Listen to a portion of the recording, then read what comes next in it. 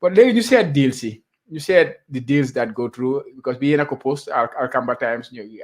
posting at about 26, of course 68. Like we cannot post all the 68 players, but just to name some of the names: Yankuba Minte, we know them na Newcastle, joge for them Feyenoord on loan, Sirif Signan, them na Salabia Prague, Ibrahima Dabo, last Musa Juara, Ferenele, Sedi Janko, Ali Fadera, Pamo Dufal, James Gomez. There's a long list of players you haven't in the making move. And we will expect to see a lot of players to be played in the Champions Leagues, in the Europa Leagues, in the European Conference Leagues, which is also, I believe, is another record for Gambian players. Number of Gambian players that will be represented in European competition. Generally, I think they definitely postpone on time. Generally, or estimate how many Gambian players will be representing clubs in European competition this season. Well, for na list bobu, suma ko fatale ko dina dem be 11 because then ko hatch. Yeah. Champions League moy the bigger boys moy ñom Yankuba Minte, Sedi Janko, Ibrahima Koli ñoo fa dal nekk so Europa League bi nga dal di am ñoom James Gomez nga am James Gomez ak ñeneen so Europa Conference League bi ñoom Aliou Fadera ñoom Omar Koli ñoom Noah Sonko so I think is still to 11 or 11 or 12 daal so because it's very important nu ma la ko waxee woon si gannaaw like we will see a great trend because gis nga ne Omar Koli that day score on one Dynamo Zagreb score on one see last 4 games he score on 3 goals so I mean because then need that visibility because League C ñu bari ñoko jëdal di seetaan these scouts and these clubs ba pare tam émotion ñu tam léegi Gambia ñu bari tam ñu dugal seen ay channel TV they follow the football passionately Gambians yeah it's crazy definitely so dana la gis ne like I mean like either nga tune on Tuesday, Wednesday, Thursday, ni nga gis Gambian ku nga xam ne mu ngi play top level and we see the similar case bu ñoom Ibrahima Dabo winne woon that bu gaay winoon woon that trophy European Conference bi European Conference ba tam gisoon neen woon similar cases woon ñoom Aliou ñoom Assane Cissé ak ñoom ak ndaa jamono mu nekk woon Zurich mu doon play that Champions League mu doon play Europa League so a lot of these players ñoom Ali Sow playing in Europa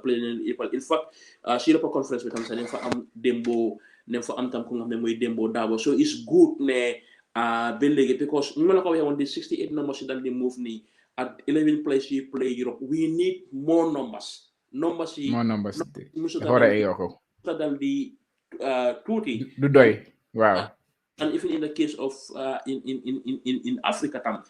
dinañ gis si Confederation Cup bi ak si CAF Champions League ñu fa mën a déggal di gis almost 3 players so amee sa players yi ñuy play national team ñuy play si CAF Champions League CAF Confederation League ñuy play Champions League Europa League ak Conference League yow as a coach daf la dee dal di jox lu nga xam ne tam mooy headache especially su fekkee in the case of Congo o ñun mu la dal di tasal ñoom keneen ok ñi seen boys yëpp ñu ngi play Champions League o ñu ngi play Europa League I mean loolu tam daf dee dal di nekk xam nga another step daal yeah definitely ñu seet other moves like Saudi xam nañ ne Saudi this year ñoom ñoo yëngal market bi yëpp la gaa jaxase gis nañ ne some Gambian players tamit move nañ foofu noonu Musa Baro Mosi Assane Cissé dem nañ foofu noonu and not just in Saudi Qatar fële ne de Youssoufa Ndiaye dem na foofu noonu so generally you so look at the transfer window which transfers impress you the most like I will not put a number on that usually I want to put 5 but like let me just give you the floor to tell me the transfers that impress you the most. No transfer bi lu ma si dal di jàng mooy ne in the cases of ñoom Musa Juara nu ma la ko waxee woon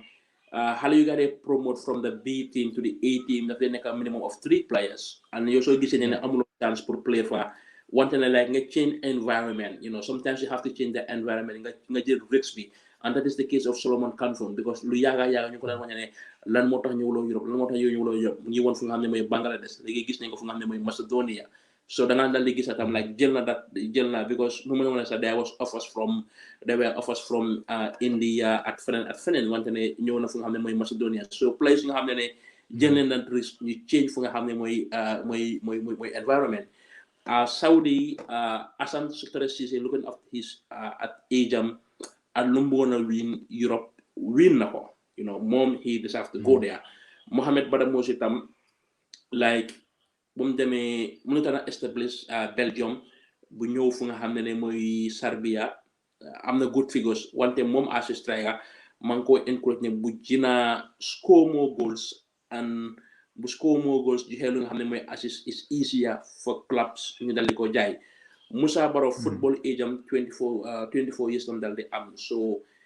you can debate ne dafa teel a dem fu nga xam ne mooy Europe wante ku nekk ak opinion am la because keneen ki kooku opinion am la wante man tam suma opinion la because da nga gis ne fu mu nekk nii Bologna ñoom ñoo dal di daano because Bologna ñu ngi ko jëndee woon 15 million léegi ñu ngi ko jaayee 6 million or 8 million Bologna ñoo dal di daano so I think the criticism yu nga xam ne Thiago Motta mu ngi ko dal di jublal gomo ne woon like daf ko koo def pour mu ko dal di harass because soo xoolee like the offensive department of Bologna moom moo fa gën a dal di seet moo leen ëppale lu nga xam ne mooy wage so man as a coach as a president I expect that player pour ne week in week out muy dal di joxe yaa ngi understand advantage soo demee Saudi Arabia soo nekkutee si top 5 clubs yi ñu ngi jeexal top 5 si league bi den yow da ngaa struggle su fekkee ne yow yaa ngi sa team mu ngi jeexal 10 position mu ngi jeexal 6 position da ngaa sonal so di top 5 man as a journalist or as an analyst man ñooñu laa dinaa dal di bàyyi xel so na tam na léegi moom muy amee 24 years ba fu nga xam ne muy 30 years fu nga xam ne muy pikam ndax tam mun naa sustain boppam si Saudi Arabia mun na faa génnee boppam su fekkee ne xaalis ma ko fa yóbbu that is fine su fekkee ne football ma ko fa yóbbu that is fine wante mun na faa génnee boppam and he can come back fu nga xam ne mooy tokki wante I think ne waroon naa dal di des pour dal di fight because of tam bindoon naa ko the number of players yu am si Europe top 5 is very important is very very important. It's very low. It's very important ba pare dafa dal di low Adama Bojang dina dal di ñëw with time wante most of these transfers yi nga xam ne gis nañ ko tam players yi nga xam ne dem nañ ñu ngi play week in ñu ngi play week out so tam te xam naa ne tam Ibrahima Koli tam like demam bi to young boys dina nekk a motivation ne like to Atalanta or ne like he is still a top player he is still important because tam noonu laa ko wane fu mu nekk nii foo dem da nga war a wane ne yow da nga important yow you want to make like nu ma la ko waxee woon the 68 numbers the players play in the Champions League like we should not low below waroon taxool si suuf you understand xam nga because Musa Bro there was a time like this Premier League teams mun naa am efficiently rumors su fekkoon nekkoon ne rumors na la link so if you are 24 nga dem Saudi yow soo eggee 30 years sa pick what do you want to achieve you understand so loolu is a discussion mun nañ koo xoolee black and white dafa depend nag ku nekk opinion am na nag waa Hawks absolutely I think some people actually have this similar opinion about him he is the talisman of the Gambia and maybe the yaakaar ne Saudi League bi dafa gonna become a bigger league a better league and stuff like that which but is remain to be seen wante the problem is ñoom Benzema ñoom Ronaldo dañoo ñëw push to 2 years a simple project xewoon na China they were not working on the grassroots ñoom they just bring Oscar Hulk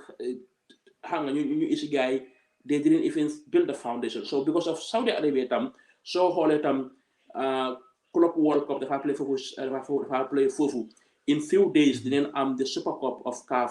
intercompetition dafa play fu nga xam ne mooy Saudi ñu ngi bëgg a isi fu nga xam ne mooy ñu fa bëgg a play fu nga xam ne mooy World Cup and I think they literally spend how ma ñaata billion the report wante na the project by the time Musa Barrow muy egg 30 years you understand by the time muy egg 30 years because of time sometimes the love at the person daf dee dal di fade out so because moo tax Omar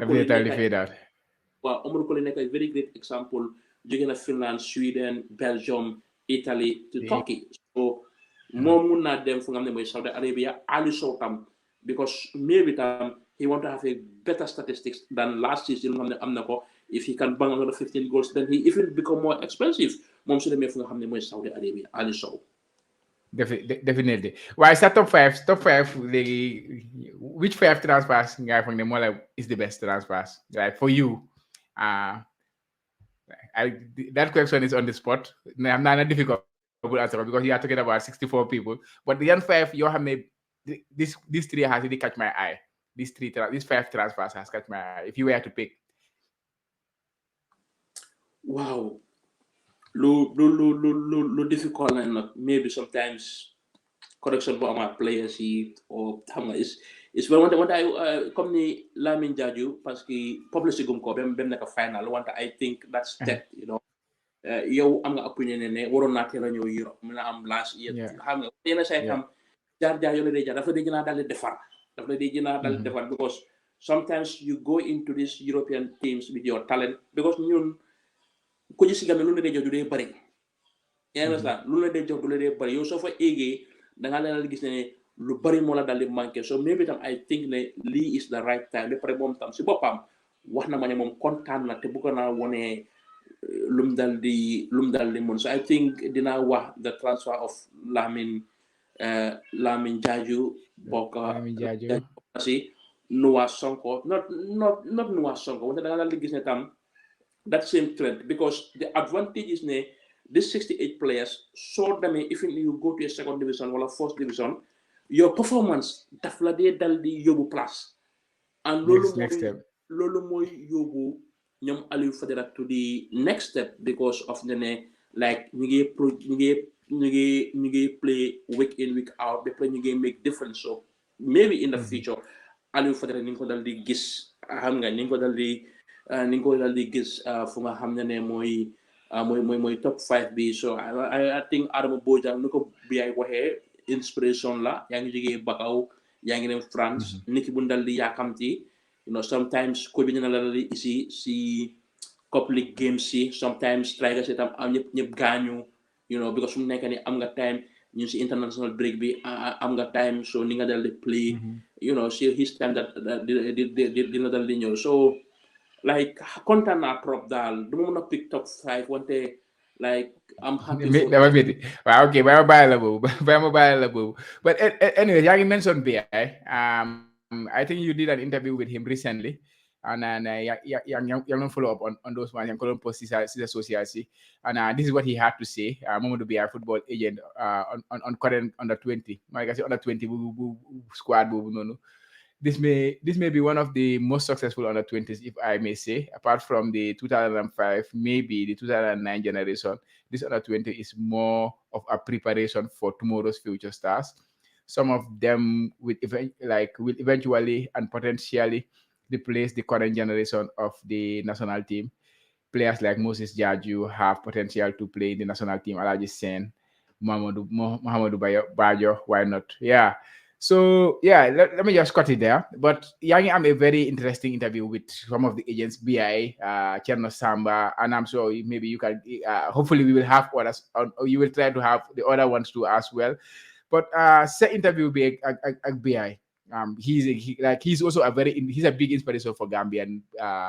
football in general because he's doing a great job as an agent and the number of players he's taken from the Gambia and the honesty that he's showing to these young players is very, very impressive in my opinion. So I just wanted to say that. But sa interview BI, lan nga si jangat? Wow, like dafa wax rek ma xam ne du xam-xami tapale xam nga xam-xami tapale dafa dal di am ku nekk dafa am sa domaine yow am nga sa domaine man am naa suma domaine ku nekk dafa am domaine na wante nu mu answer question because loolu laa la wax si gannaaw ma ne there is a lot Gambian journalists are missing out because ñii da nga war a dal di teg si télé because when we have this kind of numbers ñu dem transfer you have to analyze the positive and the negative and the way forward so like dama dee am naxar ma gis ne like BI fu mu ko war a ikati mu ko foofu yaa understand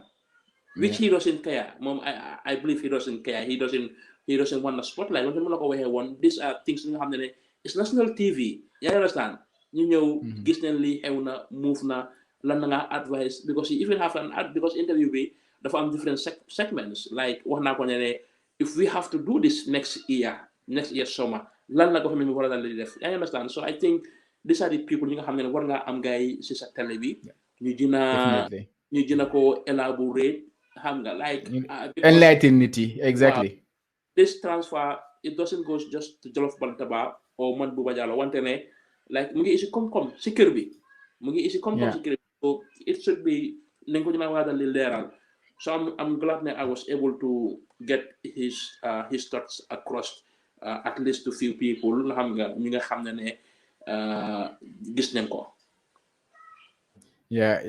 Jerejef, thank you very much for that interview. It was very good. And yeah, Papa Yang, you mentioned the ways forward, those kind of things, because it has been a fruitful uh, uh, transfer window for Gambia in general. But we all know the players. There are many. The school, the national team, they have a role. GFF, they have a role. The government, they have a role. The agents, they have a role. Local health journalists themselves, they have a role. And players themselves, they have a very big role too, because ñoom la seen talent la ñoo jaay at the end of the day. Why so don't get advice right now for these different sectors you involved in the football fraternity, yep, in general. Like, what would you say? Because I'm not experience on this is very vast. Like, you have been there for a very long time. It's a similar problem. Problem bu Gambia di face si football. Loolu la yeneen gox yi di dal di face yeneen dëkk yi muy Nigeria muy Ghana. Even this election politique da nga dese ne like this current Ghana FA bi mu ngi eliminate the contestant, the opposition. ñu ne kooku du mën a taxaw. Yeah, understand. So it's similar things like these bad stadiums. You go in Kenya, you go in Uganda, never they play home. Yeah, understand. One thing like you build the foundations. You understand? You build the foundation. You make sure that at least am nañ fu ndale taxaw. Senegal last time the regions ñu ngi waroon a am ay stadium. You understand? And thankfully, seen under 20s most of this time at under 17 daf dee jege si academy si. ñu fulal academy football academy. Léegi nii ni ma la ko waxee nii jamono boobu Ghana at South Africa at Nigeria ñoo dee dominate under 20 at under Sénégal under 20 bi at ñooma Nigeria wante léegi ñun at South Africa wante léegi ñun ñoo fa nekk ñu la Sénégal ñoo fa nekk ñoo leen dem final ñun mun naa am ni ko gars yi zone A waafu zone B xam nga wante daal ñun ñoo fa nekk because ñun ñoo leen dem final because ñun ñoo doon Nigeria ñun ñoo doon Nigeria and buñ play Ghana we know that they use some overage players ñu tam use nañ some overage players wante ñun ñoo leen ñoo la dooroon wante ne xam nga so ñun ñoo fa nekk so like the foundation bi mu ne daal di dem without school football without academy ba pare tam without full support si under 17 coaches ak under 20 coaches because su mu ko delluwaatee fu nga xam ne mooy World Cup loolu tey dañ ko war a dal di start buñ xool a few money buy dal di dem ñun suñ poste yow sa poste yow as a federation president yow as a minister yow as a coxer yow as a president wante ne mégal li nekk yow ni tool like you get high number of players ñi nga xam ne ñoo dal di export xoolal Hawks xaalis bu gaa jëlee si Musa Boro fan la leen dal di njëriñ xoolal Gamtel xoolal Ports so I mean it's not just beyond that 90 minutes wante neen xool lu nga xam ne mooy long term plan suñu bëggee eggee World Cup suñu bëggee eggee African Cup of Nations like liggéey la te duñ mën a dal di toog di duñ mën a toog di dal di xeex o ñu bañ a dal di support lu nga xam ne mooy government bi o ñu bañ a support lu nga xam ne mooy fédération bi wante ne like it's a long term plan affaire ci daal long term plan la ba pare lot of sacrifice la pour ñu dal di ici pour ñu mën a dal di am lu nga xam ne mooy success parce que ñun suñ feree achieve lu nga xam ne mooy success yeneen di kay muy Sénégal muy Rwanda gis nga Rwanda ñu ngi sponsor PSG ñu ngi sponsor Bayern Munchen ñu ngi sponsor Arsenal ñaata xaalis am dal di ici foofu emut foofu kese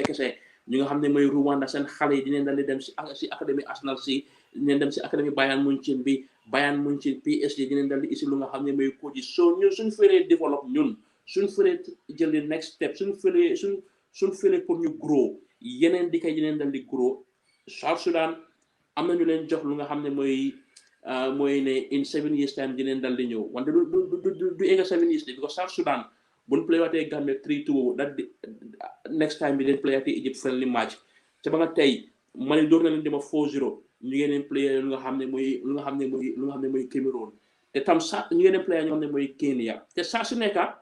danoo yóbbu under 17 danoo yóbbu under 20 danoo yóbbu CHAN football so suñ felee pour ñun ñu grow suñ felee pour ñu jël suñ responsibility ñun always noonu dalee nekk si gannaaw te luñ xaaroon pour éega African Cup of Nations yàgg na kon ñu mën a daal di gis ne like ñun we have the talent and ñu pare pour invest so I mean suñ delloo fu nga xam ne mooy African Cup of Nations den war a dal di bañ a em rek officiel mun noo sponsor Sala mun noo daal di sponsor neen attract international sponsors international partners ba pare tam ñu dal di yaatal suñu nga xam ne suñu xalaat bu mu nekk ne ñun kese la ak lu ma am wante ne ñu dal di open suñu doors tam pour ñu dal di compete tam lu nga xam ne mooy Europe.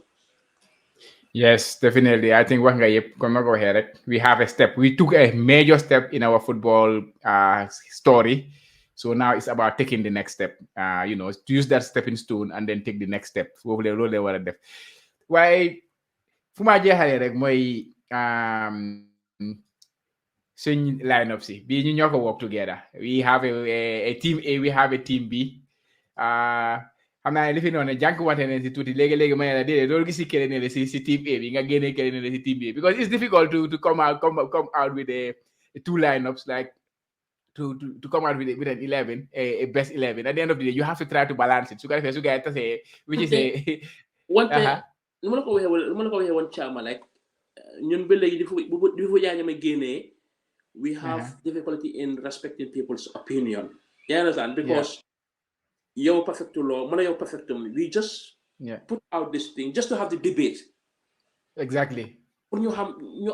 debate, we play with the names and formations. I understand? Because absolutely, it's not important. I wanted the visibility be. The visibility because Lola wanted because transfer be. So you have to write the article. You have to how you like fun you to do that. Fun you body like I understand. So I always put things out there. You dangalante because last time I'm gonna give you fish bitam the number of players you don't lower. So I'm not that critical part because I'm not so no man you am bro I'm very similar to you I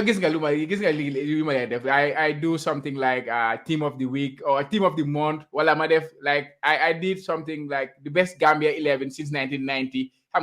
I did not put that one out there for people to get the perfect answer. There is no perfect answer. Don't have answer. The thing is you open it out there and then people come and critique it and then give their opinions. So you need to jangle from everybody. But none we had the team A and the team B and guys Disney. I'm sure the Japan go see posty on Twitter and Facebook and Instagram.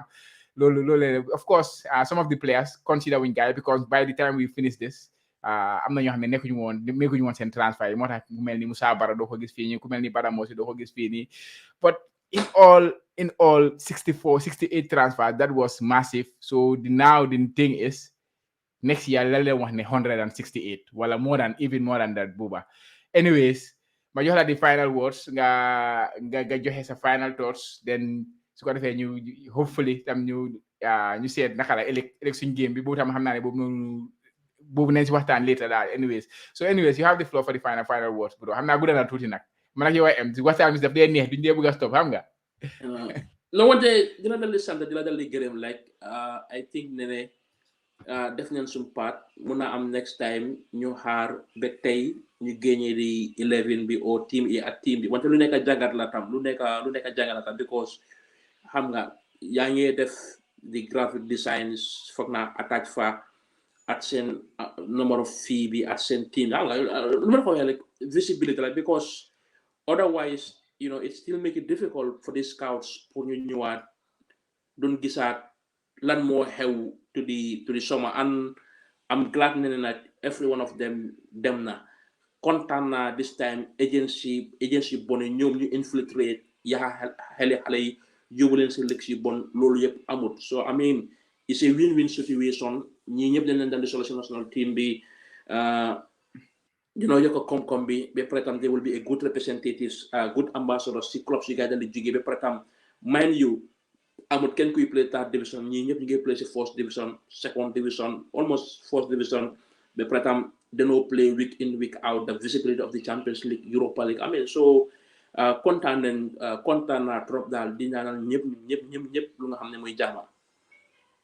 jërëjëf bro suñu gars yi yeah yéen a ko dégga thank you bro Buba for coming to for doing this interview and we yeah goodbye guys